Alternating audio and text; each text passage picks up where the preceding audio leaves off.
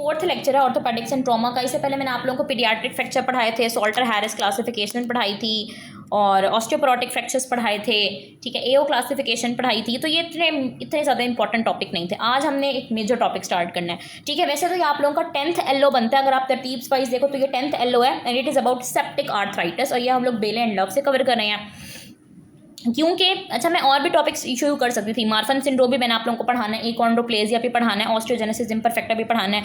ये टॉपिक मैंने इसलिए चूज़ किया क्योंकि पीछे हम मेडिसिन में आर्थराइटिस पढ़ते रहे हैं, तो मैंने कहा कि आर्थराइटिस ही है तो आर्थराइटिस ही पढ़ लें अभी, ताकि एंड में जो है ना मैं आप लोगों को उसका एक साथ सब का एक कलेक्टिव डिफरेंस प्रोवाइड कर दूँ।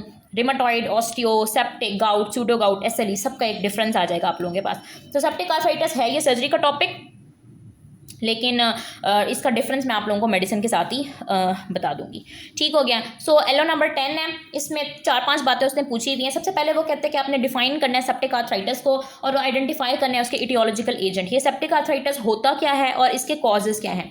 सो बच्चों मैं आप लोगों को बता दूं कि ये हमारे पास हमारे ऑस्पी के स्टेशन पे आया था, 8 नंबर का आया था सेप्टिक आर्थराइटिस। तो ये काफ़ी इंपॉर्टेंट टॉपिक है और उसके जो इटियोलॉजिकल एजेंट्स या पॉजिटिव एजेंट्स हैं ना, these are extremely important, hell important है ये। अब सेप्टिक आर्थराइटिस, सेप्सिस का आप लोगों को थोड़ा सा आइडिया होगा कि सेप्सिस में क्या होता है बेसिकली, कि आपकी बॉडी के अंदर जब बैक्टीरिया स्प्रेड हो जाते हैं तो उसको हम कहते हैं सेप्सिस।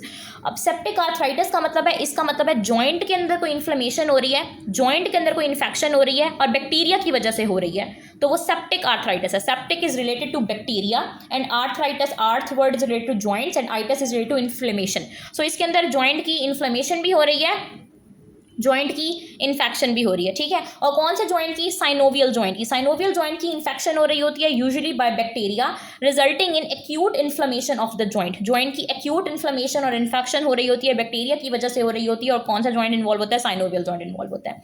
ये बच्चों हमारे पास एक ऑर्थोपैडिक इमरजेंसी है, ठीक है। ये एक एक्यूट कंडीशन है। पीछे जो आप पढ़ते रहे हो रिमाटॉइड आर्थराइटिस, ऑस्टियो आर्थराइटिस, ये आपके पास क्रोनिक कंडीशन होती है। ये एक एक्यूट कंडीशन है और इसको आपने फौरन से ट्रीट करना होता है, वरना क्या हो सकता है कि आपका कार्टिलेज मुकम्मल तौर पर डिस्ट्रॉय हो सकता है, आपका जॉइंट मुकम्मल तौर पर डिस्ट्रॉय हो सकता है, आपकी पूरी बॉडी के अंदर बैक्टीरिया फैल सकते हैं। सो this is an emergency, okay. क्योंकि अगर इन्फेक्शन हो गई तो आपको इरिवर्सिबल कार्टिलेज डैमेज हो सकता है। फिर आ जाते हैं बच्चों इसके इटियोलॉजिकल एजेंट्स। इटियोलॉजिकल एजेंट्स कहते हैं हम कॉजेटिव एजेंट्स या कॉजेटिव फैक्टर्स को। इसमें जो मोस्ट इंपॉर्टेंट ऑर्गेनिज्म है वो आपके पास क्या आ जाता है? स्टैफ ऑरियस, ठीक है। स्टैफ ऑरियस जब मैंने आप लोगों को पढ़ाया था तब मैंने आप लोगों को बताया था कि ये सेप्टिक आर्थराइटिस कॉज कर रहा होता है, ठीक है। तो चीज़ों को ना क्लिनिक उसको रिलेट करके पढ़ा करें। माइक्रो में आप लोगों ने बात पढ़ी है कि staph aureus is causing septic arthritis, यहाँ पे आपने बात पढ़ी है कि septic arthritis is caused by staph aureus. So this is the beauty of integrated modular system. इसके अलावा कौन कौन से ऑर्गेनिज्म हो सकते हैं? स्ट्रेप्टोकोकाई हो सकता है, ग्राम नेगेटिव ऑर्गेनिजम्स हो सकते हैं, नाइजीरिया गिनूरी कॉज कर सकता है सेप्टिक आर्थराइटिस। मैंने वहाँ भी पढ़ाया था तुम लोगों को, जिन बच्चों ने ब्लॉग का वो सेशन लिया उनको पता होगा कि नाइजीरिया गिनूरी हमारे पास सेप्टिक आर्थराइटिस कॉज करा रहा होता है। इसके अलावा स्यूडोमोनास जो है ना, स्यूडोमोनास एक अपॉर्चुनिस्टिक पैथोजन है। हाई रिस्क पेशेंट्स के अंदर जिनकी इम्यूनिटी लो होती है उन पेशेंट्स के अंदर ये कॉज करा सकता है। और जो नियोनेट्स होते हैं बच्चों, जो नौज़ायदा बच्चे होते हैं 28 दिन से छोटे बच्चे या 28 दिन के बच्चे, उनके अंदर ग्राम negative organism most common cause है। वैसे अगर मोस्ट इंपॉर्टेंट ऑर्गेनिज्म आपसे पूछना तो आपने स्टैफ ऑरियस बताना है। स्टैफ ऑरियस हमेशा याद रखना है, बाकी ऑर्गेनिज्म भी आने चाहिए। हमारे पास जब सिनेरियो आया था उन्होंने उसमें इटियोलॉजिकल एजेंट्स ही पूछे हुए थे हमसे और डायग्नोसिस पूछी हुई थी और मैनेजमेंट पूछी हुई थी। सो मोस्ट इंपॉर्टेंट ऑर्गेनिज्म क्या है? Staph aureus. दूसरा ऑर्गेनिज्म है streptococci, gram negative organism, Neisseria है, स्यूडोमोनास है, ठीक है। और नियोनेट्स के अंदर ग्राम नेगेटिव ऑर्गेनिज्म ही ज़्यादा कॉमन सोर्स है। फिर आपने ये बात याद रखनी है कि ये बेसिकली जो ऑर्गेनिज्म है staph aureus, streptococci, gram negative, ये आपके जॉइंट तक पहुंचे कैसे, ठीक है। तो इसके 3 सोर्सेज हो सकते हैं बच्चों। एक आपके पास है हेमाटोजीनस रूट, एक आपके पास है डायरेक्ट इनोकुलेशन, तीसरा आपके पास है लोकल एक्सटेंशन। हेमाटोजीनस स्प्रेड का मतलब ये है कि आपके ब्लड से, यानी कि इन्फेक्शन बेसिकली कहीं और थी, आपके किसी और ऑर्गन के अंदर या किसी और टिश्यू के अंदर इन्फेक्शन थी, वो बैक्टीरिया फिर आपके ब्लड में गए, बैक्टीरिया हुआ, यानी कि ब्लड के अंदर बैक्टीरिया का लेवल बढ़ा और फिर वो आपके जॉइंट तक आ गए। जॉइंट पे उन्होंने साइनोवियल मेम्ब्रेन देखी और वहाँ पे उन्होंने इन्फेक्शन कॉज करा दी। सिंपल सी बात है, हेमाटोजीनस रूट ब्लड के थ्रू स्प्रेड हो रहा है, किसी और जगह से इन्फेक्शन आपके जॉइंट तक आ रही है। डायरेक्ट इनोकुलेशन का मतलब ये है कि ब्लड इन्वॉल्व नहीं है इसके अंदर, डायरेक्ट आपको कोई ट्रॉमा हुआ, कोई इंजरी हुई, कोई वूंड लगा या कहीं पे सर्जरी हुई और उसके बाद वहाँ पे पस पड़ गई या बैक्टीरिया एक्यूमुलेट हो गए। तो डायरेक्ट इनोकुलेशन का मतलब ये है कि कहीं ब्लड का कोई रूट इन्वॉल्व नहीं था, कोई और ऑर्गन इन्वॉल्व नहीं था, डायरेक्ट उसी जोड़ के अंदर जहाँ पे सेप्टिक आर्थराइटिस जिस जॉइंट में हो रहा है उसी जॉइंट को पहले कुछ हुआ है, ठीक है। और लोकल एक्सटेंशन का मतलब ये है कि फॉर एग्जांपल अगर आपके राइट नी में, अगर पेशेंट के राइट नी में सेप्टिक आर्थराइटिस है तो उसके राइट नी में ही पहले से कोई डिजीज़ थी। अब हेमाटोजीनस रूट में क्या हो रहा था कि किसी और दूर दराज के ऑर्गन में इन्फेक्शन थी और ब्लड के थ्रू जॉइंट तक आ रहा था। यहाँ पे क्या है कि जॉइंट के अंदर ही कोई इन्फेक्शन थी, फॉर एग्जाम्पल ऑस्टियोमाइलिटिस था और वो एक्सटेंड होके साइनोवियल मेम्ब्रेन की इन्फेक्शन कॉज करा रहा है। ठीक है, तो लोकल एक्सटेंशन इज लोकलाइज्ड और hematogenous route is like wide spread. So मैंने आप लोगों को यहाँ तक सेप्टिक आर्थराइटिस की डेफिनेशन पढ़ाई है कि ये इन्फेक्शन होती है साइनोवियल जॉइंट की, इसमें इन्फ्लेमेशन हो रही होती है, ये बैक्टीरिया कॉज करा रहे होते हैं, ऑर्थोपेडिक इमरजेंसी होती है। मोस्ट इंपॉर्टेंट ऑर्गेनिज्म है स्टैफ ऑरियस, बाकी स्ट्रेप्टोकोकाई, नाइजीरिया, ग्राम नेगेटिव ऑर्गेनिज्म, स्यूडोमोनास। और 3 तरीके हैं, हेमाटोजीनस स्प्रेड है, डायरेक्ट इनोकुलेशन है और लोकल एक्सटेंशन है। ठीक है, उसके बाद मैं आप लोगों को बता दूँ बच्चों रिस्क फैक्टर, आप लोगों की बुक के अंदर का टेबल ही है ये तकरीबन। रिस्क फैक्टर क्या होते हैं बच्चों, बूढ़े लोगों में ज़्यादा इफेक्ट करता है। ठीक है, एक्सट्रीम्स ऑफ एज में ये ज़्यादा इफेक्ट करता है। अगर कोई अंडरलाइंग जॉइंट एबनॉर्मेलिटी है, रिमेटॉइड आर्थराइटिस है ख़ास तौर पर, तो हो सकता है। ठीक है, वैसे तो गाउट के बाद भी हो सकता है। इम्यूनो कॉम्प्रोमाइज इंडिविजुअल में, जिसको डायबिटीज़ हो या HIV हो, कोई इम्यूनो सप्रेसिव थेरेपी ले रहा हो, ये चीज़ें तो हर जगह ही होती हैं ना, immuno suppressive therapy, immuno compromise. ठीक है, IV ड्रग यूज़र हो। ठीक है, और क्योंकि आपको पता ही है जब हमने स्टैफ ऑरियस पढ़ा था तो मैंने स्टैफ ऑरियस के रिस्क फैक्टर भी आपको यही चीज़ें पढ़ाई थी कि इम्यूनो कॉम्प्रोमाइज हो, इम्यूनो सप्रेसिव थेरेपी ले रहा हो या IV ड्रग यूज़र हो। तो जो बातें स्टैफ के लिए रिस्क फैक्टर हैं वो इसके लिए भी रिस्क फैक्टर ही हैं, क्योंकि staph is the most common cause of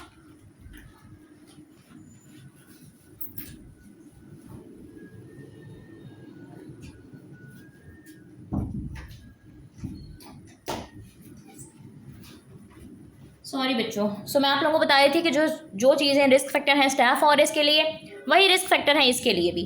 ठीक है, तो हाई यील्ड MCQs क्या इसमें से आ सकते हैं। कॉमनेस्ट ऑर्गेनिज्म आपसे पूछा जा सकता है staph aureus. Most common route क्या है, हेमाटोजीनस रूट आपके पास मोस्ट कॉमन है। मेजर रिस्क फैक्टर क्या है कि अगर कोई अंडरलाइंग जॉइंट एबनॉर्मेलिटी है या बंदा इम्यूनो कॉम्प्रोमाइज्ड है। ठीक है, और नियोनेट्स के अंदर ग्राम नेगेटिव ऑर्गेनिज्म जो है ना वो ज़्यादातर कॉज कर रहा होता है। और कौन सा जॉइंट सबसे ज़्यादा इन्फेक्ट होता है, हिप जॉइंट जो है ना वो मोस्ट कॉमनली अफेक्टेड होता है नियोनेट्स के अंदर। ये मैं आगे जाके भी आप लोगों को डिटेल में बताती हूँ। अब मुझे ये बताओ कि जो पहला एलो पढ़ा है इसकी समझ आई आप लोगों को, इसकी डेफिनेशन वगैरह? Yes ma'am. ठीक है, अब हम इसकी पढ़ते हैं पैथोजेनेसिस। पहले मैंने आप लोगों को बताया कि कौन कौन से ऑर्गेनिज्म है जो सेप्टिक आर्थराइटिस कॉज करा रहे हैं और उनका क्या क्या तरीका हो सकता है। अब मैं बताती हूँ कि पैथोजेनेसिस क्या होती है, ये होता किस तरीके से है। सबसे पहले तो बैक्टीरिया एंटर होंगे आपके जॉइंट के अंदर, वो आप लोगों ने पढ़ लिया। 3 तरीके हैं, हेमाटोजीनस स्प्रेड है, डायरेक्ट इनोकुलेशन है या डायरेक्ट एक्सटेंशन है। ठीक है, वो बैक्टीरिया आपके जॉइंट पे अब आ तो गए, वहाँ पे क्या होगा कि बैक्टीरिया का लेवल राइज करेगा, बैक्टीरिया साइनोवियल मेम्ब्रेन या साइनोवियम तक पहुंचेंगे और वहाँ पे जाके मल्टीप्लाई करना शुरू कर देंगे। ठीक है, एंट्री हो गई बैक्टीरिया की। अब नेक्स्ट बैक्टीरिया क्या कराएंगे, बैक्टीरिया इन्फ्लेमेशन कॉज कराएंगे, एक्यूट साइनोवियल इन्फ्लेमेशन। किस तरह से, इंटेंस इन्फ्लेमेटरी रिस्पॉन्स, वहाँ पे न्यूट्रोफिल्स माइग्रेट करेंगे, जहाँ पे बैक्टीरिया वहाँ पे न्यूट्रोफिल्स बहुत ज़्यादा जॉइंट के अंदर आना शुरू कर देंगे, इन्फ्लेमेटरी मीडिएटर्स रिलीज होना स्टार्ट हो जाएंगे, इन्फ्लेमेशन होनी स्टार्ट हो जाएगी, साइनोवियल मेम्ब्रेन की इन्फ्लेमेशन हो जाएगी, सूजन हो जाएगी, स्वेलिंग हो जाएगी और सारे साइंस ऑफ इन्फ्लेमेशन आने शुरू हो जाएंगे। साइंस ऑफ इन्फ्लेमेशन कौन कौन से होते हैं कि वो जगह आपके पास रेड होगी, वो स्वेल्ड होगी, वो वार्म होगी। ठीक है, उसके अंदर स्वेलिंग होगी, सारे इन्फ्लेमेशन के जो है ना वो साइंस आना शुरू हो जाएंगे। एडीमा होना शुरू हो जाएगा वहाँ पे, हाइपरीमिया होना शुरू हो जाएगा, वहाँ की ब्लड सप्लाई बढ़ जाएगी। ठीक है, जहाँ पे इन्फ्लेमेशन वहाँ पे ब्लड सप्लाई इंक्रीज हो जाती है, वेजल डायलेट कर जाती है ताकि ज़्यादा से ज़्यादा इन्फ्लेमेटरी मीडिएटर्स वहाँ पे आ सकें, न्यूट्रोफिल्स वहाँ पे एक्यूमुलेट होना शुरू हो जाएंगे। सो बैक्टीरिया वहाँ पे एंटर हुए, न्यूट्रोफिल आए, न्यूट्रोफिल्स ने इन्फ्लेमेशन करा दी। फिर क्या होगा बच्चों, जहाँ पे न्यूट्रोफिल्स वहाँ पे पस की फॉर्मेशन, ऑफ कोर्स पुरलेंट इफ्यूइंग यानी कि पस के साथ जो है ना वो फ्लूइड राइज होना शुरू हो जाएगा जॉइंट के अंदर, साइनोवियल फ्लूइड बढ़ना शुरू हो जाएगा और वो कौन सा होगा, पस कंटेनिंग फ्लूइड होगा। न्यूट्रोफिल्स, बैक्टीरिया और इन्फ्लेमेटरी डैबरी जो है ना वो मिलकर क्या बना देंगे, पुरलेंट साइनोवियल फ्लूइड। यानी साइनोवियल फ्लूइड आपके पास क्या हो जाएगा, पुरलेंट या फिर पस कंटेनिंग, पस पड़ जाएगी वहाँ पे, उसको हम बोलेंगे कि ये स्वोलन जॉइंट हो गया, जॉइंट अब सूजना शुरू हो जाएगा क्योंकि वहाँ पे जो फ्लूइड है वो एक तो तादाद में ज़्यादा हो जाएगा, दूसरा वो पस भर जाएगी उसके अंदर। फिर आपके पास मोस्ट इंपॉर्टेंट स्टेप आता है कार्टिलेज की डिस्ट्रक्शन का। वहाँ पे जो इन्फ्लेमेशन हुई है, इन्फ्लेमेशन के नतीजे में वहाँ पे प्रोटियोलाइटिक एंजाइम्स रिलीज होंगे, इन्फ्लेमेटरी मीडिएटर्स रिलीज होंगे और बैक्टीरियल प्रोडक्ट्स की वजह से, बहुत सारे एंजाइम्स और मीडिएटर्स की वजह से, साइटोकाइंस, इंटरल्यूकिन्स, उन सब की वजह से आपका जो आर्टिकुलर कार्टिलेज होगा वो डैमेज होना शुरू हो जाएगा। इसके अलावा क्योंकि वहाँ पे एफ्यूजन बहुत ज़्यादा हो रही है, पस कंटेनिंग फ्लूइड पड़ा हुआ है, वो बढ़ता जा रहा है, तो आपसे इंट्रा आर्टिकुलर प्रेशर यानी कि जॉइंट के अंदर का जो प्रेशर है वो बढ़ता जा रहा है। एक तो यहाँ पे इन्फ्लेमेशन हुई हुई, इन्फ्लेमेटरी मीडिएटर रिलीज़ हुए हुए, इंजाइम रिलीज़ हुए हुए, उसकी वजह से डैमेज हो रहा है कार्टिलेज। दूसरा यहाँ पे इन्फेक्टेड इफ्यूजन की वजह से प्रेशर बढ़ रहा है। तो इन तमाम चीज़ों की वजह से अल्टीमेटली आपका कार्टिलेज डैमेज हो जाएगा। जब आपके पास कार्टिलेज, मैंने आपको बताया था ना कि जैसे हमारे पास ये दो बोन्स होती हैं जो जॉइंट फॉर्मेशन करा रही होती हैं, तो इनके ऊपर, इस बोन के ऊपर भी कार्टिलेज लगा हुआ होता है, इस बोन के ऊपर भी कार्टिलेज लगा हुआ होता है, आर्टिकुलर कार्टिलेज, और दरमियान में स्पेस होती है। सो जब ये वाला कार्टिलेज डिस्ट्रॉय हो जाएगा तो दरमियान की स्पेस क्या होनी शुरू हो जाएगी, जॉइंट स्पेस भी डिस्ट्रॉय होनी शुरू हो जाएगी, और परमानेंट फिर जो है ना वो जॉइंट का डैमेज हो सकता है, जॉइंट की इंजरी हो सकती है। ठीक है, अब समरी क्या हुई कि सबसे पहले बैक्टीरिया एंटर हुए, जो 3 रूट्स मैंने आपको बताया उसके थ्रू बैक्टीरिया एंटर हुए, वहाँ पे इन्फेक्शन हुई, वहाँ पे इन्फ्लेमेशन हुई, एक्यूट इन्फ्लेमेटरी रिस्पॉन्स आया, न्यूट्रोफिल्स, इन्फ्लेमेटरी मीडिएटर्स, बैक्टीरिया वगैरह, उन्होंने पुरुलेंट डिफ्यूजन कराई, इंट्राआर्टिकुलर प्रेशर भी बढ़ा था, इन्फ्लेमेटरी मीडिएटर्स भी रिलीज हो रहे थे, कार्टिलेज और जॉइंट की डिस्ट्रक्शन या फिर डैमेज हो गया। अब हाई यील्ड एमसीक्यूज के आप लोगों ने मेन मैकेनिज्म याद रखने के, कार्टिलेज क्यों डैमेज हो रहा होता है सेप्टिक आर्थराइटिस में, प्रोटियोलाइटिक एंजाइम्स की वजह से, प्रोटियोलाइटिक या फिर इन्फ्लेमेटरी एंजाइम्स की वजह से, और इंक्रीज इंट्राआर्टिकुलर प्रेशर की वजह से। और अगर ये सेप्टिक आर्थराइटिस अनट्रीटेड रहता है ना, आपका इसी कंडीशन में रहता है, तो इरिवर्सिबल कार्टिलेज और जॉइंट की डिस्ट्रक्शन हो सकती है, जॉइंट परमानेंटली डैमेज हो सकता है, डिस्ट्रॉय हो सकता है। ठीक है, तो यहाँ तक मैंने आपको इसकी डेफिनेशन पढ़ाई है, मैंने आपको इसकी पैथोजेनेसिस पढ़ाई है, मैंने आपको इसके रिस्क फैक्टर पढ़ाए हैं, कॉजेस पढ़ाए हैं, इसके रूट्स पढ़ाए हैं। अब हमने पढ़ना है बच्चों के इसके क्लिनिकल फीचर क्या होंगे, कि अगर किसी पर्सन को, किसी एडल्ट को अगर एक्यूट सेप्टिक आर्थराइटिस है तो क्या फीचर्स हो सकते हैं, अगर किसी बच्चे को है तो उसमें क्या हो सकते हैं। आमतौर पर ना ये सिंगल जॉइंट में होता है। ठीक है, मैं आप लोगों को इसकी पिक्चर दिखाती हूँ। हाँ जी, तो ये सिंगल जॉइंट में आमतौर पर, आप लोगों को पीडीएफ भेजे उस पर भी ये देखेंगे, ये नजर आ रहा है आप लोगों को, ये वाला नॉर्मल है, ये वाला नी जॉइंट जो है ना ये इफेक्ट हुआ है, ये कितना रेड हुआ है, सूझा पड़ा है सारा, ये फ्यून हुई है, और ये जब हाथ लगाएंगे तो आपको गर्म भी महसूस होगा। ठीक है, मुझे बताएं यहाँ तक किसी को कोई कन्फ्यूजन तो नहीं है किसी को कोई मसला, या आगे चलें? बताओ बच्चों, जवाब दो, क्या बात है, समझ आ रही है आप लोगों को? Yes ma'am. ठीक है, फिर तो जवाब क्यों नहीं देते हो? चलो जी, अब हमने क्या पढ़ना है, क्लिनिकल फीचर्स पढ़ने हैं एक्यूट सेप्टिक आर्थराइटिस के चिल्ड्रन में और एडल्ट्स में। यूजुअली इफेक्ट कर रहा होता है सिंगल जॉइंट को। चिल्ड्रन, अगर आपके पास आएगा, कोई बच्चा आएगा तो कोई माइनर ट्रॉमा की हिस्ट्री होगी कि बच्चा कहीं गिर गया था या बच्चा बेड से गिर गया था, तो ये इस तरह की हिस्ट्री होगी पहले, उसको बच्चे को बुखार होगा। अच्छा, चिल्ड्रन के अंदर ये होगा तो जाहिर है चिल्ड्रन बहुत ज़्यादा अफेक्ट होंगे, क्योंकि बच्चा जो होता है वो छोटा होता है, एडल्ट तो फिर भी थोड़ा बहुत कूप कर लेता है, लेकिन बच्चा जो होगा ना वो आपके पास बहुत टॉक्सिक लुक वाला बच्चा आएगा, उसको बुखार हो रहा होगा, उसको बहुत ज़्यादा दर्द बहुत होगा, सूजन बहुत होगी, वो मूव ही नहीं कर पा रहा होगा उस जॉइंट को, और उसने इस जॉइंट को ना एक पोजीशन ऑफ कंफर्ट के अंदर पकड़ा हुआ होगा, कि उसने इस जॉइंट को इस तरह किया हुआ होगा कि बस उसको ना एक खास जगह पे जाके उसको कंफर्ट मिल रहा होगा, एक जॉइंट को एक खास पोजीशन में रखने से उसको कंफर्ट मिल रहा होगा, वो उसको हिला नहीं पा रहा होगा। ठीक है, so fever, pain, swelling, reduce movement, सारे साइंस ऑफ इन्फ्लेमेशन उसके अंदर प्रेजेंट होंगे। अब अगर न्यूनेट है ना, कि बहुत छोटा बच्चा, 28 दिन का बच्चा, उसके अंदर तो जाहिर है वो ना आपको बता सकता है, बच्चे तो फिर भी कुछ ना कुछ बता सकते हैं, न्यूनेट तो बिल्कुल ही छोटा होता है, तो उसके अंदर आपको स्यूडो पैरालिसिस मिलेगी। ऐसा लगेगा कि उसकी जो टांग है ना, या उसका, ये न्यूनेट्स के अंदर हिप जॉइंट को इफेक्ट कर रहा होता है मोस्ट कॉमनली, तो ऐसे लगेगा जैसे उसकी टांग ना पूरी पैरालाइज हो गई है, लेकिन वो स्यूडो पैरालिसिस होगा। इनफैक्ट वो छोटा बच्चा क्या करेगा कि वो बिल्कुल ही अपने लिम्ब को हिलाएगा ही नहीं, क्योंकि हिलाने पर उसको दर्द होगा, इसलिए वो हिलाएगा ही नहीं, तो ऐसा लग रहा होगा कि ये पैरालाइज हो गई है पूरी टांग ना, लेकिन वो स्यूडो पैरालिसिस होता है। ये याद रखने वाली बात है। एडल्ट्स के अंदर क्या होगा, एडल्ट के अंदर जैसे मैंने आप लोगों को दिखाया कि जॉइंट होगा वो बहुत हॉट होगा, मतलब वार्म होगा, स्वोलन, सूझा हुआ होगा, उसमें बहुत शदीद दर्द होगा, और रिस्ट्रिक्टेड मूवमेंट होगी। मूव तो कर ही नहीं सकता ना, मतलब रिस्ट्रिक्टेड मूवमेंट तो आपको हर एज ग्रुप में मिलेगी, मूव तो वो कर ही नहीं पाएगा जॉइंट को। और मोस्ट कॉमन क्लू भी हमारे पास यही होता है कि एक्टिव और पैसिव दोनों तरह की मूवमेंट पे ना बहुत शदीद पेन होता है। एक्टिव पैसिव मूवमेंट का मतलब ये है कि एक्टिव मूवमेंट जो बंदा खुद करे, पैसिव जो आप करवाते हैं, तो वो आपको हाथ भी नहीं लगाने देगा जॉइंट को, इतनी शदीद तकलीफ होगी। अब एडल्ट्स और चिल्ड्रन के अंदर आमतौर पर नी जॉइंट इफेक्ट होता है, सिंगल जॉइंट ही, एक तरफ की नी, और नियोनेट्स के अंदर हिप जॉइंट इफेक्ट होता है। ठीक है, अब इसमें से आपने हाई यील्ड बातें याद रखनी है कि मोस्ट कॉमन जॉइंट इफेक्ट कौन सा होता है, नी। अच्छा, अगर आप लोगों को ऑस्टियोआर्थराइटिस याद हो तो वहाँ पर मैंने आप लोगों को बताया था कि ऑस्टियोआर्थराइटिस के अंदर भी नी जॉइंट इफेक्ट होता है। ठीक है, और स्यूडोगाउट के अंदर भी। नियोनेट्स के अंदर हिप जॉइंट इफेक्ट होता है, स्यूडो पैरालिसिस नियोनेट्स के अंदर हो रही होती है। Severe pain on passive movement is the major clue. अच्छा, जो बुखार है ना, ज़रूरी नहीं है कि वो बुखार हो भी, सेफ बुखार एब्सेंट भी हो सकता है, लेकिन आमतौर पर प्रेजेंट ही होता है। लेकिन अगर बुखार नहीं है तो इसका मतलब ये नहीं है कि उसको सेप्टिक आर्थराइटिस नहीं है, आप लोगों ने ऐसे रूल आउट नहीं कर देना in the absence of fever. और पेशेंट क्या करेगा, in the position of comfort hold करेगा जॉइंट को। ठीक है, अब हमने क्या पढ़नी है बच्चों, नेक्स्ट हम लोगों ने पढ़नी है डायग्नोस्टिक इन्वेस्टिगेशंस, कि आप लोगों ने इसको डायग्नोस किस तरीके से करना है। ठीक है, की इन्वेस्टिगेशन एक याद रखनी है, जॉइंट एस्पिरेशन। आपने जॉइंट को एस्पायर करना है, उसके अंदर से वो फ्लूइड जो स्वेल हुई हुई है, उसकी फ्यूइन हुई हुई है, वो फ्लूइड निकालना है, उसको ड्रेन करना है और आपने उसको एनालिसिस के लिए भेज देना है। ठीक है। Aspiration of intraarticular fluid is central to diagnosis. आपने उसके अंदर क्या क्या चीज़ें देखनी है, आपने उस फ्लूइड की ग्राम स्टेनिंग करानी है। ग्राम स्टेनिंग जो है ना, उसकी सेंसिटिविटी थोड़ी लिमिटेड है, इतनी ज़्यादा मतलब हाई यील्ड नहीं है ये, इतना ज़्यादा इसका रिस्पॉन्स अच्छा नहीं आता, बाज़-औक़ात अक्सर बल्कि डायग्नोसिस मिस हो जाता है। कल्चर आपके पास बहुत इंपॉर्टेंट है। 80 to 90% केसेस के अंदर कल्चर से ही जो है ना आपको पता चल जाता है कि वहाँ पे आपको बैक्टीरिया मिल जाएंगे, और जब बैक्टीरिया मिल जाएंगे तो आप उससे पता चलेंगे कि अच्छा हमने एंटीबायोटिक कौन सी देनी है, और एंटीबायोटिक सेंसिटिविटी और टारगेटेड ट्रीटमेंट का आपको कैसे पता चलता है जब आप कल्चर करा लेते हैं।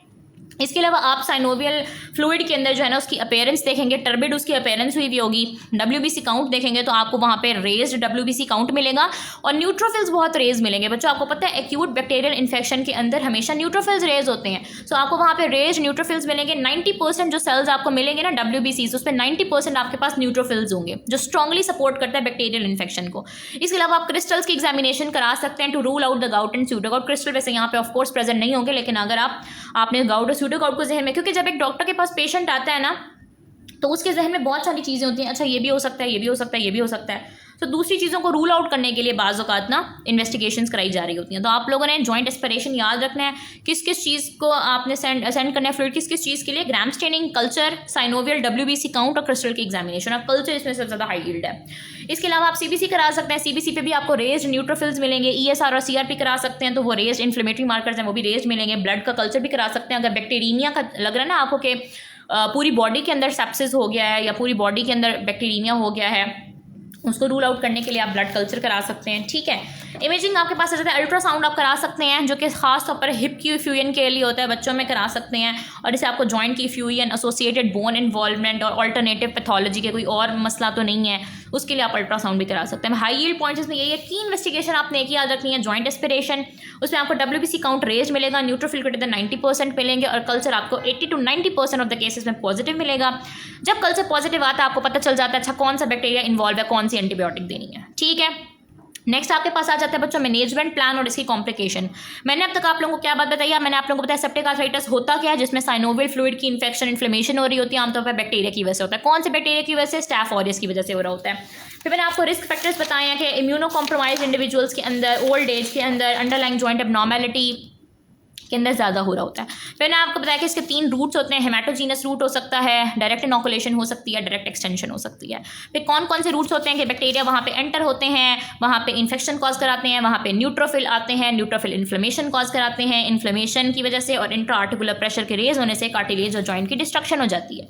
ठीक है। मैंने आपको बताया कि कौन कौन से जॉइंट्स इफेक्ट होते हैं एडल्ट और चिल्ड्रन के अंदर, नी जॉइंट, नियोनेट के अंदर hip joint, fever, painful joint, swelling, reduce movement, severe pain on both active and passive movement, ये से क्लिनिकल फीचर होते हैं। ठीक हो गया।